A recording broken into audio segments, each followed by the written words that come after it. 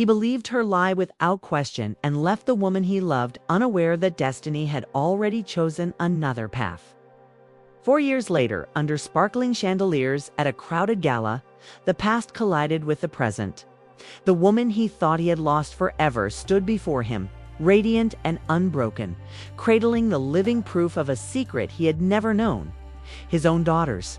Their laughter cut through the air like a revelation, and suddenly the life he had built on deception began to unravel.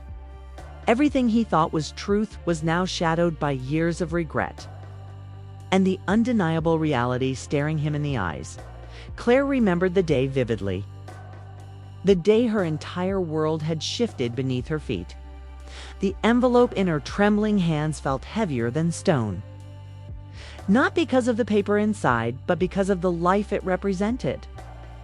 She had written it countless times, pouring every ounce of courage and vulnerability onto each sheet, only to discard it again, unsure if words could ever capture the weight of what she carried.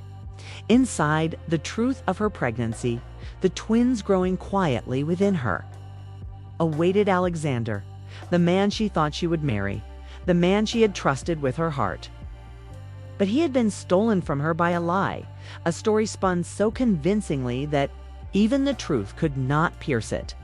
Alexander had married Jessica, a woman who claimed to carry his child. Leaving Claire alone on a cold train platform, the city lights blurring into tears on her cheeks, she watched the announcement plastered across every screen, every headline shouting her failure before she even had a chance to speak. And so, without a word, she left, disappearing into a life she would have to build herself. The months that followed were relentless. Claire traded comfort for survival, moving into a small apartment on the edge of the city, far from the memories that threatened to suffocate her. Freelance projects became her lifeline, deadlines and clients her anchors.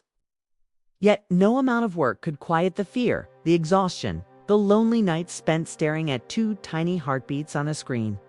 Twins, Emma and Lily, were growing inside, her oblivious to the storm of emotions surrounding them.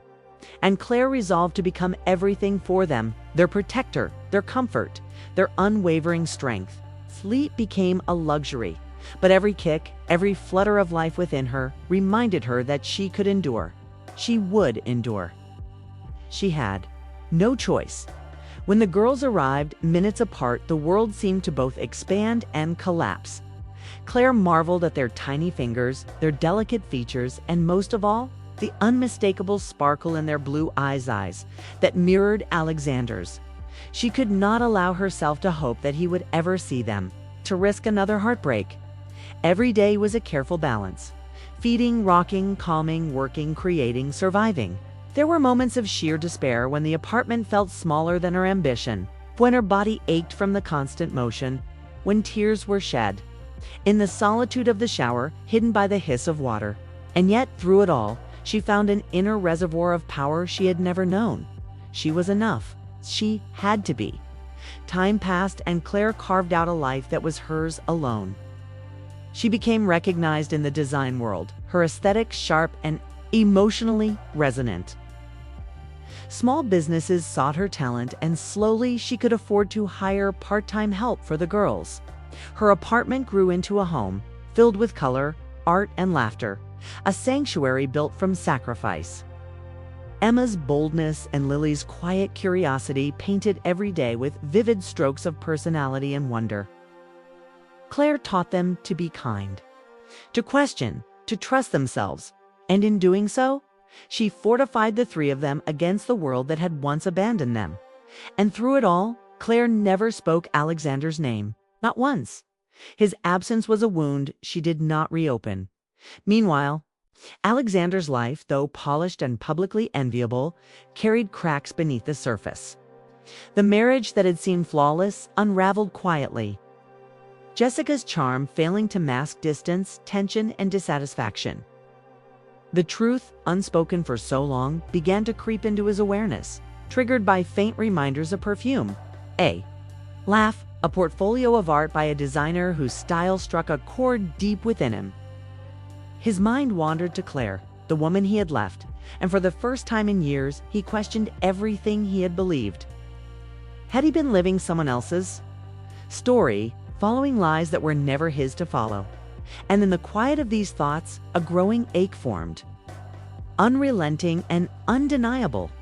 It was at a gala, not by intention, but by circumstance, that past and present collided. Clare attended reluctantly, invited by a friend who insisted she showcase her talent. She had left the girls in trusted hands, bracing herself for a few hours of polite conversation and champagne. The room shimmered with wealth and ambition, the air thick with performances of civility. Alexander arrived late as usual, detached, yet drawn by a vague pull he could not name. And then, in the middle of the crowd, it happened. Clare stood with her daughters, the two small girls, laughing and running toward her, matching in pastel sweaters, shoes clicking softly against marble. Alexander's world fractured in an instant. The truth revealed itself without words, his daughters alive and radiant, a living testament to what he had never known. Recognition hit like a storm. No test, no confession, only undeniable reality. The room faded around him. He could see nothing but those two tiny faces, the blue of their eyes burning into his memory. Every choice, every decision, every lie he had believed unraveled at once. And yet, Clare remained poised, calm, unyielding. She did not rush into confrontation, did not demand acknowledgement. She merely held the girls, walked with them, and let the truth stand on its own. Alexander felt the weight of the years he had lost, of moments he would never reclaim. Guilt, grief, regret, they surged like tides. Yet he did not falter in the presence of Clare's strength. He could not take the moment by force. Could only witness it, silent and broken. In the days that followed, Alexander's life began to crumble externally and internally. Divorce proceedings with Jessica were brutal, exposing her deception to the world. Yet Alexander no longer reacted with anger. He moved through the motions with a new clarity, understanding that his past was built on falsehoods, and only by facing the truth could he begin to reconstruct his life. He reached out to Clare cautiously, aware that trust was not given lightly, aware that the path to reconciliation required patience, humility, and time. Their first meetings were tentative. No dramatic confrontations, no tearful confessions, only quiet observation. Small gestures, slow, careful steps toward coexistence. Alexander learned the rhythms of parenthood, the nuances of the twins' personalities, the patience required to braid hair or tie tiny shoes. Clare watched, cautious but not unkind, allowing him space to prove his sincerity through action rather than words.